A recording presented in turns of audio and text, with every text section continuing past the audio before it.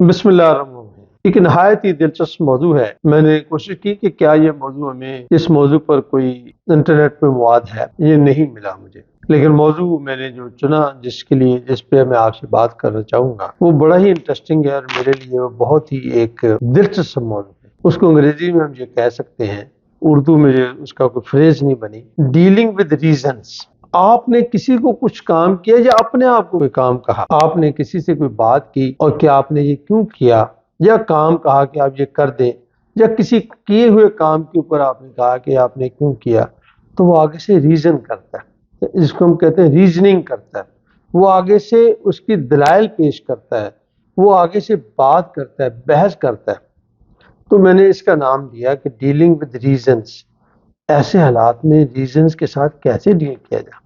وہ ریزن آپ کا دوست بھی ہو سکتا ہے اور آپ کا چھوٹا بھائی بھی ہو سکتا ہے، اور اگر آپ بڑے ہیں تو آپ کے بچے بھی ہو سکتے ہیں، اور بعض کا اپنا نفس بھی ہوتا ہے کہ اپنے نفس بھی آپ کوئی کام کرنا چاہتے ہیں یا آپ نے کام کیا ہے تو اپنے نفس سے پوچھتے ہیں کہ ایسا میں نے کیوں کیا یا میں ایسا کیوں نہیں کر رہا۔ تو ہمیں بہت ساری جو ہیں وہ حجتیں ڈھیر جو ہیں وہ ہمیں ملنا شروع ہو جاتی ہیں۔ اس سے ڈیل کیسے کرتے ہیں، یہ ایک موضوع ہے، بڑا میرے لیے بہت انٹرسٹنگ ہے، اور اس کا طریقہ کاری بہت آسان۔ میرے علم کے مطابق ریزننگ کرنے کی 3 وجہ ہو سکتی ہیں۔ پہلی وجہ یہ ہے کہ میرا کوئی ماضی کا تجربہ ایسا ہے جو مجھے یہ کام کرنے سے منع کر رہا ہے۔ مثلا میں نے کہیں پڑھا کہ اس نے اپنے بچے کو اسکول نہیں بھیج رہا تھا، تو پوچھا گیا کہ آپ کیوں نہیں بھیج رہے؟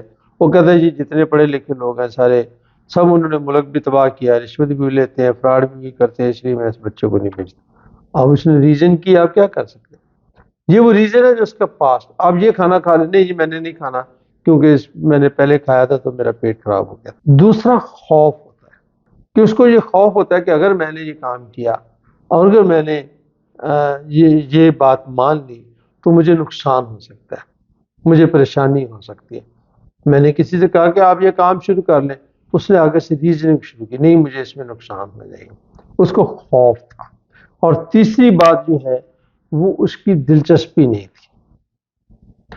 اب کوشچن جو ہے نا وہ یہ ہے کہ اگر میں نے کسی سے بات کی ہے اور وہ مجھ سے آگے سے ریزننگ کر رہا ہے، تو ریزننگ میں اگر تو مجھے یہ پتہ چل جائے میرے دوستوں کہ وہ ریزننگ کیوں کر رہا ہے، خوف کی بنیاد پر کر رہا ہے، لیک آف انٹرسٹ کی بنیاد پر کر رہا ہے، یا اپنے کسی پاسٹ ایکسپیرینس کی بنیاد پر کر رہا ہے جو اس کے کسی دوست نے اسے بتایا، تو پھر تو میں اس کا علاج کر سکتا ہوں۔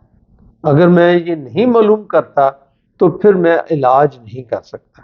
اس لیے اگر آپ اپنے بچے سے بات کرنا چاہیں اور بچے سے یہ کہیں کہ آپ یہ کام کریں، بچہ آگے تو وہ کام نہ کرے، جب بچہ کام کر کے آئے تو آپ اس کو کہیں کہ آپ کو یہ نہیں کرنا چاہیے تھا، تو پھر آپ ریزن تلاش کریں کہ یہ ریزن کیا تھی، یہ آخر وجہ کیا ہے کہ یہ ایسا کیوں کر رہا ہے۔ اگر آپ وہ وجہ ڈھونڈ لیں، میرے علم کے مطابق 3 ہی ہے، لیکن ضروری نہیں ہے 3 ہی ہوں، آپ چوتھی بھی ڈھونڈ سکتے ہیں، 5ویں بھی ڈھونڈ سکتے ہیں۔ اگر آپ کو اس کی ریزن کا پتہ چل جائے تو یقینی طور پر آپ اس کا علاج کر سکتے ہیں۔